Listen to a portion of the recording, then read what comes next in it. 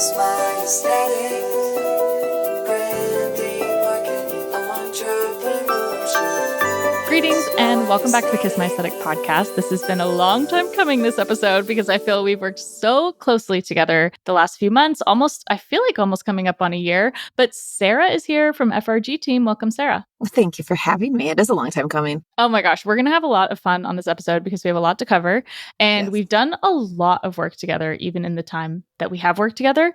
But we want to get to know you first. So tell us a little bit about yourself, who you are, what you do, and what you do with FRG team. Sure. Sounds good. So my name is Sarah Vogelsang. I am the Director of Business Development for the Falk-Ruvin Gallagher team, the FRG team. We're a residential kind of boutique team in Milwaukee, Wisconsin. So I say my largest responsibility is implementing the strategic vision of our lead partners. So I take their vision and I kind of figure out how to implement what it is. They kind of work us towards the solutions we're looking for. So that involves perfecting the client experience all the way to maximizing the efficiency of our operations and just making sure all of our clients have a top-notch experience. And your background, tell us from the beginning, did you know that you wanted to be this when you grew up? Was this on this is what you were drawing in kindergarten is I want to be a marketing manager at a real estate group? No, not at all. Not at all. So, I started in multifamily commercial apartment management and then did that for many, many years, working in new development and new construction and then managing the things that this previous company built. Took a long break to get married and have kids and came back. And I actually started in a completely different role on the team, but I kind of saw a need and filled a need. So basically I said, I know this is my job now, but this is what I think we're missing. And Rick said, if you can replace yourself, I have faith in you. Let's do it. So my role has morphed over time to largely becoming marketing. And in real estate, for us, marketing is more than just your look and your feel and your sound and your voice. It's also how often are you loving on your people? What are you saying to them? How are you staying in front of them without being annoying? Because it's in our business, our life cycle of a client is 7 to 10 years. So it's not something where they're buying from us consistently. It's just staying top of mind until they really need us. Absolutely. And so when you're taking on this role, you're I feel like we could be doing way more here. Mm-hmm. What were you starting with? What was the quote marketing department or marketing effort of FRG when you started that you're I know immediately I can solve this? And how long ago was that? Oh gosh. Okay. So I think it took many iterations. So we actually had a dynamic director of marketing a few years ago on our team, and our team size, given real estate, it kind of ebbs and flows. And so then we ended up taking kind of restructuring and taking a lot of our marketing work out of house. Mm-hmm. And we're kind of beating our heads against the wall with some local talent. So we decided, okay, we're going to mix it up a little bit. We're going to kind of, we just knew we could do more and be more. And this was as our team grew and evolved and kind of our outside didn't match our inside. Mm-hmm. And I, as things went out of house, I ended up having to teach myself and learn a lot of marketing and a lot of tools and a lot of processes that were completely new to me, but I thought I'm just going to figure it out. And as I was creating something from newsletters to social media posts, I'm God, I have one font and one color. Mm-hmm. I'm really stuck. Mm-hmm. And so really the thing that really got us out of our kind of hamster wheel creatively, I would say, was needing just basic brand standards. And that's how I found you. Amazing. How did you find your way to us? Because I feel maybe we talked about it on the discovery call, but I can't remember how you found your way to where we are. There, I was in a Canva for Real Estate Facebook group. Love it. And I reached out and I said, I need someone to help me make a listing brochure that we can, because I wanted to take us digital because we were spending hundreds of dollars and hundreds of hours creating print brochures and dropping them off at the house. And it was a big strain on my team. So I said, let's take this digital. And then I reached out for help there. And a lovely woman helped me. And I said, I really need to take this to the next level. And she recommended you. Amazing. And I think this was Alex Shellhout, if I remember. Yes. Because I worked with Alex. I met Alex through a networking group in 2016. 2016 here in San Oh, wow. Diego. And I Okay. helped her with the rebranding for San Diego Brokerage, which is Yes. Danny Davis. He's based here in Encinitas. And what's so funny is I drive by their office every single day to go to the dog park. And I like get to see the logo on the side of the building. And it's so fun. But Yeah. it was kind of perfect timing because that was one of the first projects where we really undertook like a full brand guide. And we're starting to pull that together 2016 2017 of like really showing like, okay, this is how not only this is the logo, but like this is what the logo looks like on everything. And I was teaching myself Photoshop mockups, and I was putting together, I think we put it together in InDesign. Like I don't even use Wow. InDesign anymore. Wow. So it was crazy, but it's that connection from so long ago. It's so funny that you meet someone who meets someone who meets someone, and it's slam dunk. Yeah. And had I not had ultimately become responsible for creating any sort of creative piece, I never would have found you, because I was literally teaching myself Canva from tutorials and Facebook groups. True. I mean, that's kind of, and we just, after our first discovery call with you, Rick, Molly, and I looked at each other and we said, we're never not using an out-of-state creative talent agency again. That is amazing. That's amazing. It's so funny because it's so like, I think we forget how regional some stuff is, but also, I mean, 99% of our clients are out of state. Like, it's kind of crazy. And I think it's also when you click with someone and you click with a team, it was so funny that you guys had kind of come across our desk, because I was working with some mentors and like really trying to narrow down like, okay, who do I work with best? And I really, really love working with a marketing manager who's in charge of a portfolio of something. Like you got a lot going on. You got a lot of people that you got to please. You got a lot of people that you manage. So how can I take as much off your plate? And we have this conversation weekly where it's like, Sarah, I'm trying to do whatever I can to make you look good, girl. Like, I just want you to be able to show up to the office and feel 100% behind it. So let's go. First thing we tackled was branding. You guys were feeling like, I think I remember telling you, because this is kind of a famous line. It's like, you guys suffer from corporate blue. Yes, 100%. And there was this kind of era of branding where everyone wanted to use Impact or Helvetica and like use the same blue that Facebook uses and Chase Bank. And those are fine colors, but they don't really give any sense of depth or story or history. And especially with these partners being in business so long, I was like, man, there's a real opportunity here to tell a story. Well, and in our world too, there's a lot of black and red, and it's like eye-catching. And so we knew like navy was definitely going to be a part of the scheme, because that does kind of fit in our personal branding and that kind of heritage feel. But we knew we needed more dimension. Yeah. So the first kind of process, we get to know the brand, we get to know the three founders, we have our whole discovery process. I feel like all three of them had really great questions to ask, which sometimes can be a lot of cooks in the kitchen, right? So like you as the marketing manager, how are you taking like input of three individual people and then like simmering that down to make an action plan? I feel like that's something I've always admired about what your dynamic is in this situation. Yes. Yeah, that it is tricky. It helps to all be in the same room together, because we're wonderful idea people. And if I have a conversation in a silo with one, and then I have a conversation in a silo with other, it kind of creates a lot of back and forth. So just getting the three of us in the room together is most fruitful. And where we have our most productive and kind of like our biggest ideas. So for me, it was the most efficient to just say, okay, we're going to, much like we have standing calls, like through that branding process, here's what we're looking at this week. What do you think? I like this, tweak this a little bit here. So it's definitely important to build trust and collaboration early in the process, because then as it started to move along, they feel more confident saying, we trust you, you get what we're saying. Totally. We've had enough of these conversations. And then I could kind of take it and then I had a better understanding of what they were looking for and kind of what their main goals were. And then that allowed me to help guide decisions. Yes, yay or nay, yay or nay.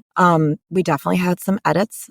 Yeah. There's always some edits, and we always tweak. But I think it's tricky when you have a lot of personalities. And for instance, particularly being on a real estate team, because we have our lead partners, but we also have 8 other agents that want to have an identity and they want to have marketing for them, not just for the team. So it was not only getting the buy-in of the partners, but coming up with something that would serve everyone, not just the founders. Yeah. And I think that that's also what was helpful about doing those recorded brand presentations is because sometimes I felt like when in my younger years, when I was trying to pull across a concept and show it to someone for the first time, I was so badly trying to read their reaction as I was delivering the message.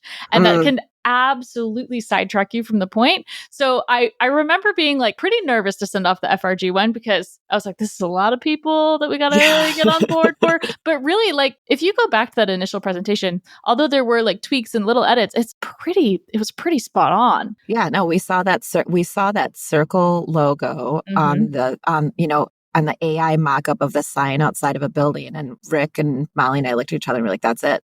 That's it. Love that. Love that. So when Yeah. you're thinking of FRG team, what are some of the qualities that you feel are really reflected in the new branding? Like, you look at the new branding and it makes you feel like, okay, yes, this is it because. Yes, this is it because it is definitely has a more historical legacy feel to it, but it's fresh and crisp at the same time. Yeah. So, and this is something as our founding partner, Katie Falk, as she transitions ultimately to retirement, which I don't know, she's 75. We still have no idea when that's going to happen.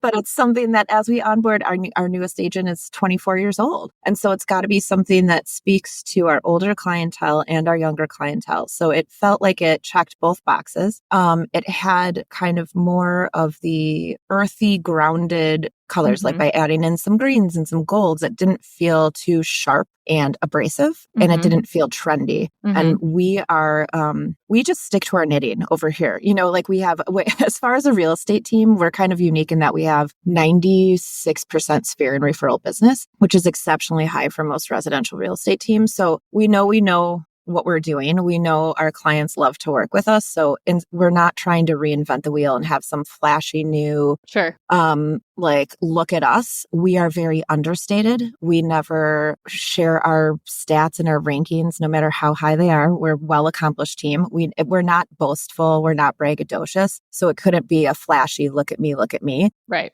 So I felt like it was very aligned with our values. Yeah. And I think we landed on that when we looked at a lot of the competitive research, right? Like, we were kind of looking at, okay, and also the challenge for me, having never been to Milwaukee ever a day in my life, is like, how do I capture this, like what I perceive to be what it's like to be in Milwaukee, and couple it with this history and kind of this texture and visual weight. But I think it became so clear once we started looking like, okay, these are big box kind of real estate. They've got a location in every city. What makes us different is like, we've been here for a long time. Like, we really, one of the taglines we ended up using a lot on social was like, because we're your neighbors too. Like, we're not just in and out. We're not going to leave if the market like goes a little crazy. We've got the history, we've got the reputation.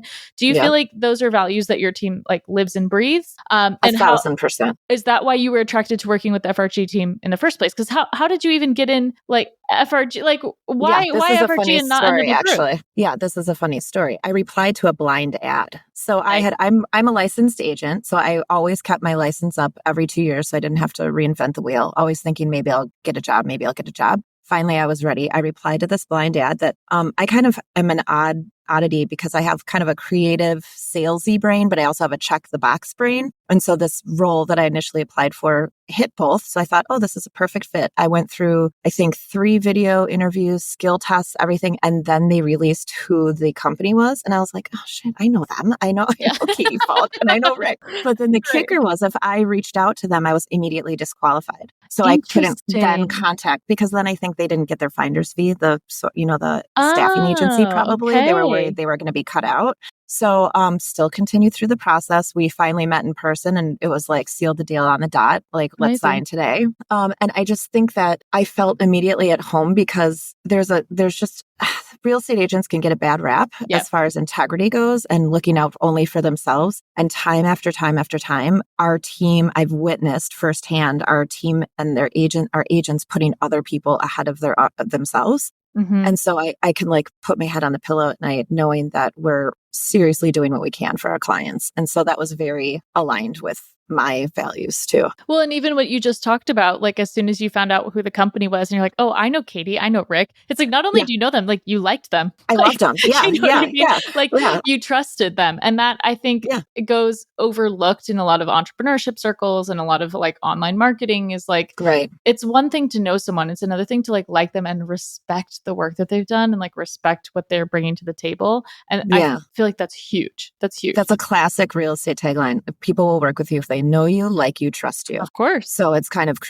making sure that we check all of those boxes for people. But there's actually even a video testimonial that we've shot and we're going to be sharing soon where it's a female contractor. She's an architect and a contractor, and she improves houses in the neighborhood. And she said, the reason why I work with Falk-Ruvin Gallagher is because like these people that I build homes for, I see them at the grocery store. Yep. I see them at cocktail parties. I become friends with these people. If I didn't feel like they were being properly cared for, I wouldn't be able to show my face and I'd be embarrassed to run into them in the grocery store. So she said, that's why I love working with team. And to me, that's like the highest endorsement we could possibly get. Yeah, of course, because it comes back down to community, which is something that we really hinged on for like the brand unveiling. We were I remember towards the end of last year, you were kind of struggling with like, okay, we have this new stuff. We don't want to just switch it over on people overnight, but like, what do we do? How do we bring this to our team and to the community in a way that's not like a huge announcement? Like stop the presses. Like everyone needs to look at this just to like show a new logo. So talk us through kind of what we ended up with and how you feel like it went over with everyone. It was so smart. So like I've said before, we're very, very averse to coming across as braggadocious or we're number one or we're number whatever. So it was an uncomfortable spot for us to be in. Like we obviously want to share something we're really excited about, but we don't want to make it about us. Like our jobs are about our clients. Which is also so regional, by the way, because you come out to California for 2 minutes and everyone will tell you everything that they're doing. It's so Midwest. It's so charming. Very Midwest. Very Midwest. So you had the great idea where it's like, okay, well, you can't convince people to be excited about your rebrand. Right. But you can show how other people are excited about your rebrand. And it was so we decided to have a party with our team. And it was the holidays anyways. So it made perfect sense for us to have kind of a year-end gathering. And so at the party, we unveiled all of the branding. And the energy and the excitement was so palpable and authentic that came across in this like beautiful video footage at a very like aesthetically pleasing, completely on-brand venue that we all love, that is like a friend of an agent, So it like checked all of our FRG boxes. It's a local, small, independent business. It's someone we know, like, and trust. And it just became so authentic that it was like, this is a no-brainer. This is easy. And that was the announcement, just the footage. And then, so many beautiful pieces that we got to make and put on display that we're getting rave reviews for still. Oh yeah. You guys ordered up the wazoo. I feel like everything I put in the presentation, you're like, yeah, we're going to get this. We're going to get this. We're going to get this. What I love about that video and about that moment is that you get that kind of fly on the wall feeling that you don't really get that. Because to your point, like real estate agents have a tendency or a reputation of coming across as really salesy and really like personality forward. And like you said, kind of braggadocious and like makes people feel icky. I think what was so nice about this video was feeling like you just kind of got to observe your guys' team dynamic. And because they weren't actors trying to give us lines, like people were actually genuinely walking in, smiling, hugging, shaking hands. And then what were some of the pieces that people were, from a Collateral standpoint, that people were so excited about? Love the tote bags. Absolutely love the tote bags. They're like useful. People are carrying them in and out of the office. I've seen some friends using them. Tote bags are great because they're useful. And they're very on brand with us being by the lake. It's like a boat, like a canvas boat tote. So that was like check, check, check. The hats, of course, the neighborhood hats was one of the projects that I was really most excited about. The playing cards. The playing cards and the matches. Yeah. Really, they're all over everyone's house. I've already had to reorder playing cards twice because they're just so easy and quick to throw in a bag and say like, hey, here you go. And we had already been working with a local candle maker to do candles as a pop-by gift as well. So the matches were a natural fit. Those are like flying off the shelf. They definitely loved the business cards. It had been so long since we had an update of all of our collateral materials. So the letter had, to feel it and touch it and see it in person. The letter had the business cards, the stationery, all of it was so beautiful. It was hard not to fall in love. Yeah. Well, I want to circle back to the neighborhood assets because I think this is something that kind of clicked in for me as a real opportunity because I love merch, of course. And I love merch that is more than just promotional. I feel like there was kind of a season where everybody was just slapping their logos on everything and calling it a day. So part of the scope of work of the project that you guys selected included an icon set. And we could have done, the little house and the little bath for bathroom and a little garage for garage and park and blah, blah, blah, which we still use assets like that in the suite. But I had kind of pitched wildcard idea idea. Like, why don't we really make artwork per the neighborhoods that you guys serve so that that artwork can start to represent the brand without having it to be the logo. So it's in the similar fonts, it's in similar colors, it's in similar styles, but it becomes more of this a neighborhood pride moment. I'm curious if you think it's working and I do. what the impact of that has been. I do. And I think for me, the most fun part of that, I guess incorporating those icons was researching and finding images. And it's really so fascinating because each tiny, tiny neighborhood, I mean, we could be talking about like Shorewood, for instance, where I live, is 1 square mile. Wow. But the feel and the kind of neighborhood of Shorewood is completely different from Whitefish Bay, from the East Side, from River Hills, et cetera. So it was really a fun process to kind of nail that down and figure it out. They're great for open houses. Yeah. So when we're at an open house in a different neighborhood or something, it's just cool to have something on the counter. You know, of course, you have water and refreshments and all that kind of stuff, but to have like a couple hats on the counter. Hey, would you like one? These are cool. The agents wear them out and about, which Love is it. super cool. It's like, it's again, the quiet branding. So it's the neighborhood on the front of the hat and just the tiny, you know, kind of faint Falk-Ruvin Gallagher on the back, which is again, completely on brand for us. Just so smart and has so many legs to it because then it's on social, on our highlights. We can, every time we post a listing, we put it in the neighborhood highlight and you can really show. It's a nice way to show the breadth of your experience in those neighborhoods without being like, we're the number one team in River Hills. Sure. It's like, oh, geez, look at all of those listings that they had in that neighborhood. Right. So very aligned. Yeah, aligned in a fun extension of the brand that you said, like has legs. Like you can start to evolve that into their own, like really branding each neighborhood as that type of brand and associating your audience and like your new homeowners that are coming. Like you can show them the contrast of those places in your print material, on your social. But it was so fun to have those assets on hand because I feel like usually that would be like a chamber of commerce type activity. Yeah.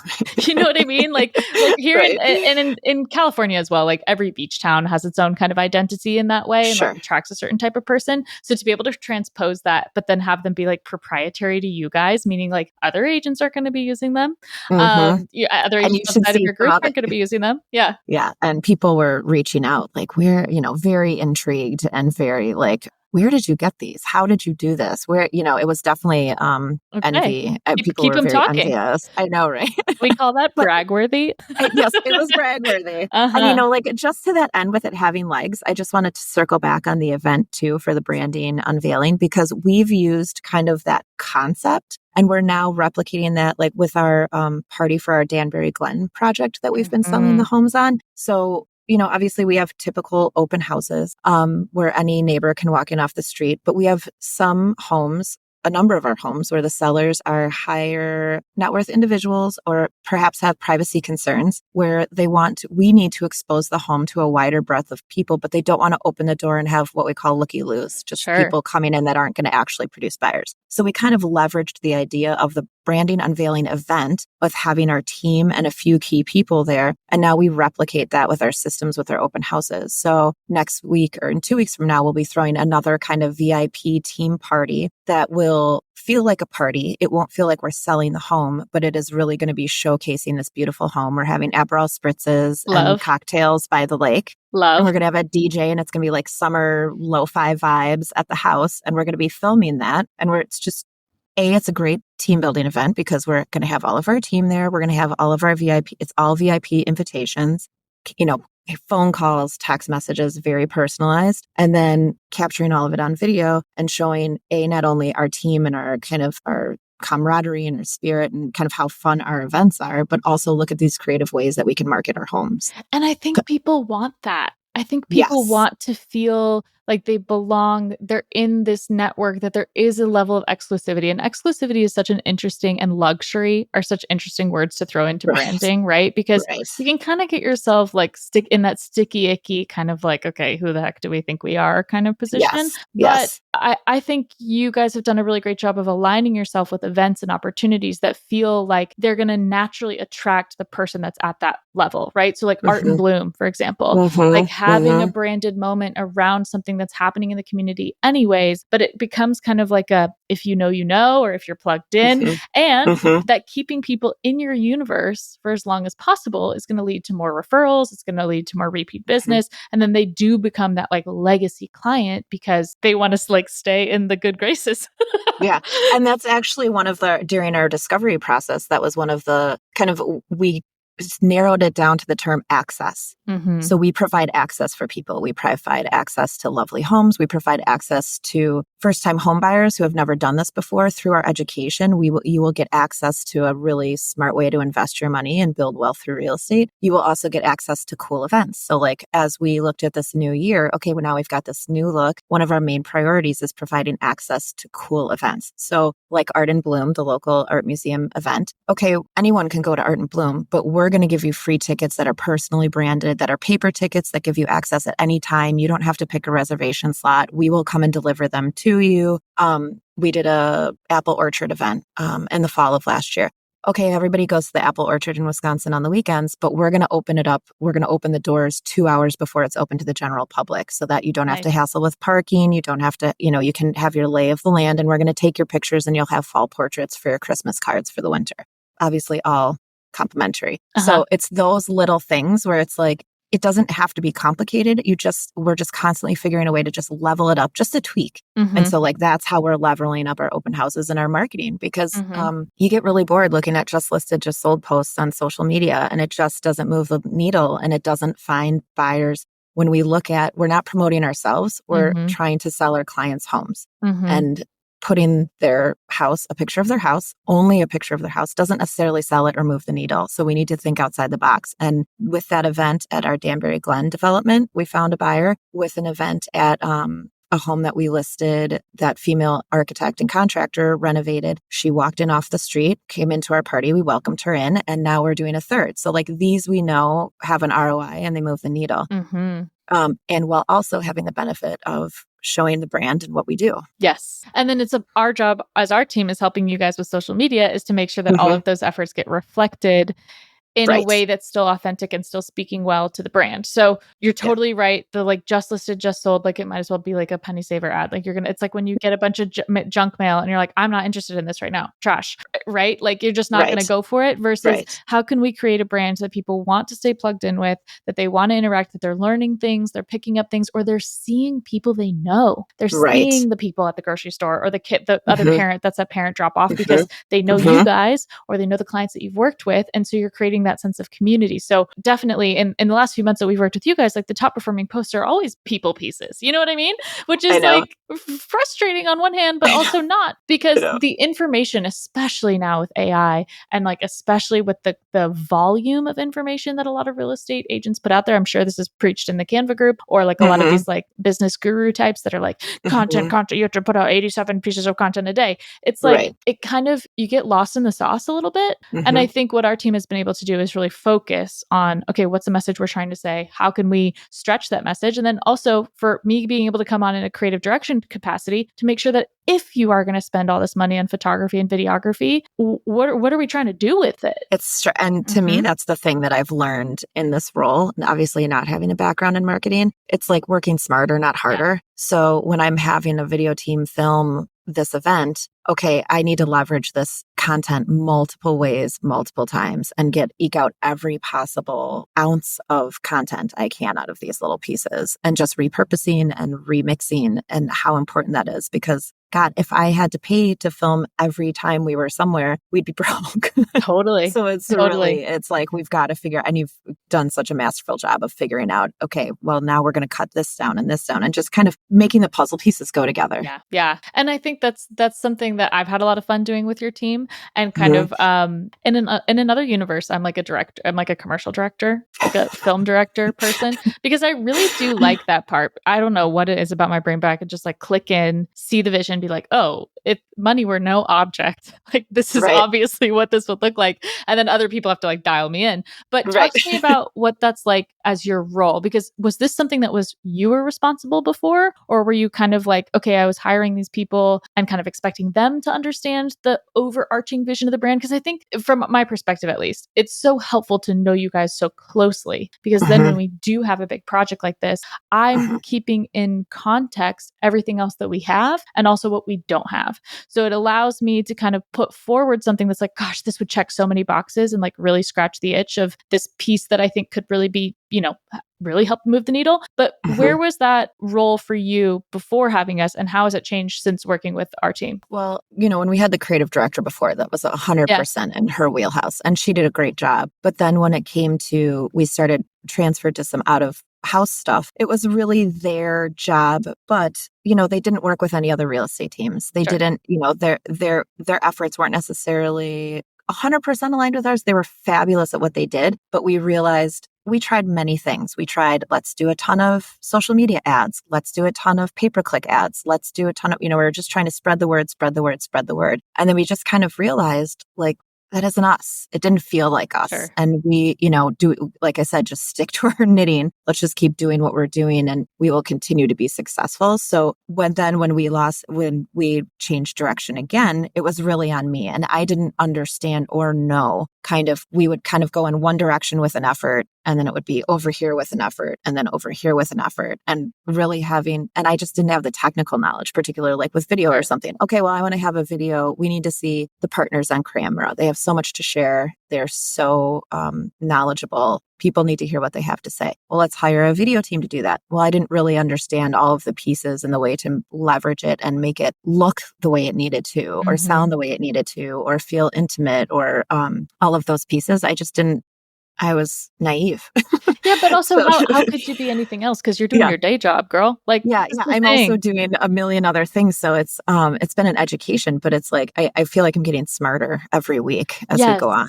And also, like, this is my world I live and breathe, right? Like, I'm constantly pulling references where I'm like, oh, I saw this one brand do this 5 years ago that I think we could glean from. Like, I feel like there are those chances where that's where we can really help our clients. Is like our whole goal with being your quote unquote outsourced creative partner for as long as you need us is to really be able to like mentally offload stuff from you, because you're again like the kingpin between the founders and the staff, right? Of like making sure everyone's needs are satisfied, which is a lot.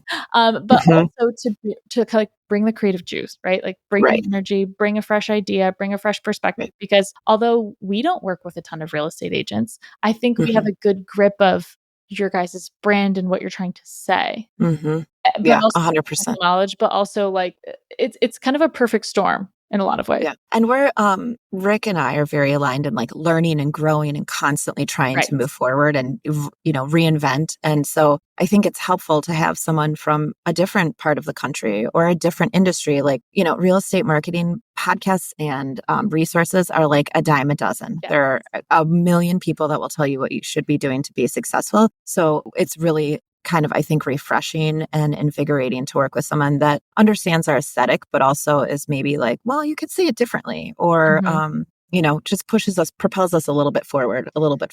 Well, and all service-based brands are lifestyle brands in a way. Right. You know what I mean? Like even product-based brands are lifestyle brands. Like you're attracting someone because not only like you doing a good job should be baseline, right? For every business.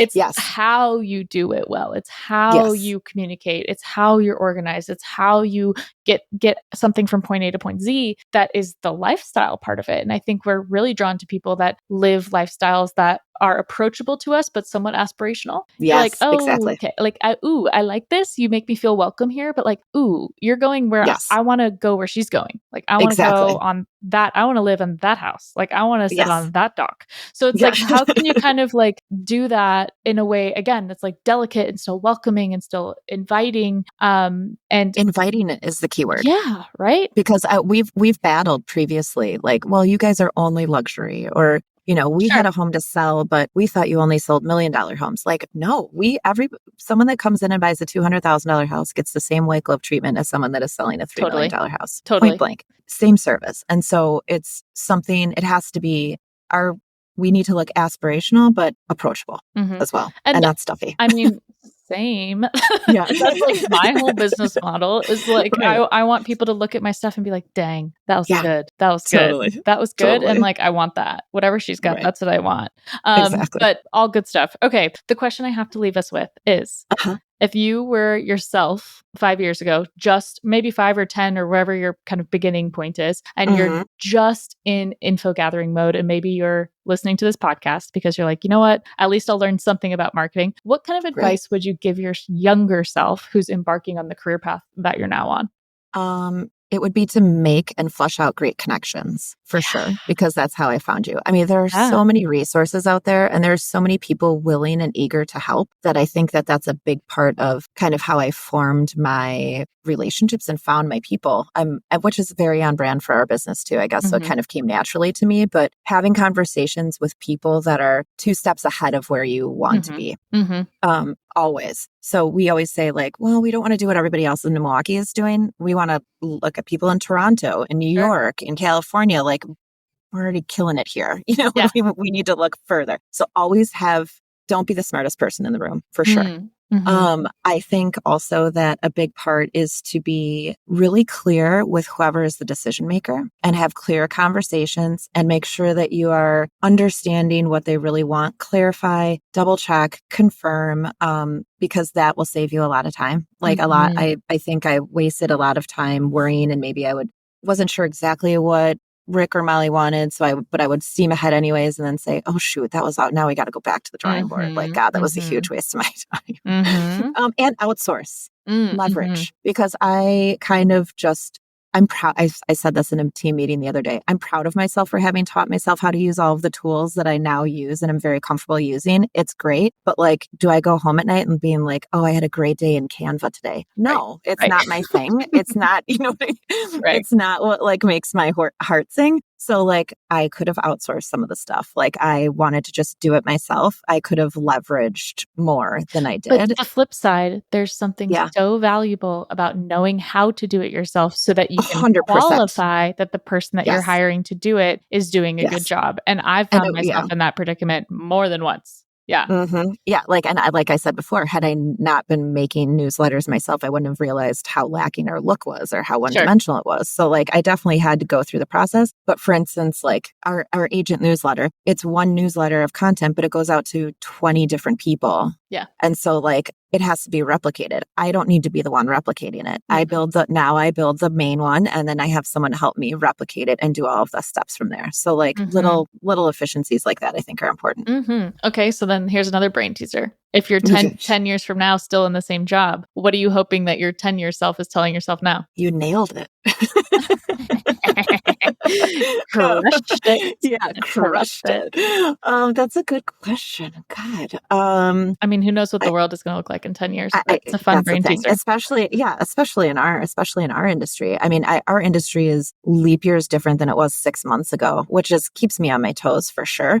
But I just hope that we're still, I hope we're operating in still aligned with our mission and values and that we continue to grow and that more people hear and see us and get us than do now. Yeah. Because I think everybody deserves to work with an FRG agent. Hell yeah. I really do. Yeah. There's a lot of really bad agents out there. There's a lot of really, really bad agents. And unfortunately, it takes people getting burned before they kind of realize. But, we just want to spread the love, the real estate love. Amazing. Well, where can everyone follow FRG, see everything that we're talking about, even keep up with you? If you want to plug yourself, feel free to do so. Yeah, for sure. Yes, plug everything. So our website is thefrgteam.com. As Michelle could say, our Falk-Ruvin Gallagher. It's a mouthful and it's a lot of letters. So we went to the FRGteam.com. Our Instagram and Facebook is Falk-Ruvin Gallagher team. I think Instagram is Falk-Ruvin Gallagher. Yeah, and you could easily find me there. It's ST Vogelsang in Instagram too. Perfect. Definitely follow me, find me. I posted about this interview a couple minutes ago. So if you check the MKW stories, you can find a link to me there. Please call me, message me, email me. I'm happy. Amazing. And we'll have to make it out. I want to do like the Milwaukee like summer on the lake vibe. I'm have to. I was at Polish Fest yesterday, which was the first of our ethnic festivals right on the lake. We spent $5 to walk in the door and we had hours of fun. You would love it. Sounds right up my alley, to be honest. Sounds amazing. It's amazing. Well, thank you so much, Sarah. And thanks so much for coming on the pod. Always, guys, if you loved the episode, please post it, share it, send it to a friend, leave a comment if you're on YouTube. And thanks so much. We'll catch you next time. Bye. Thanks, Michelle. Bye.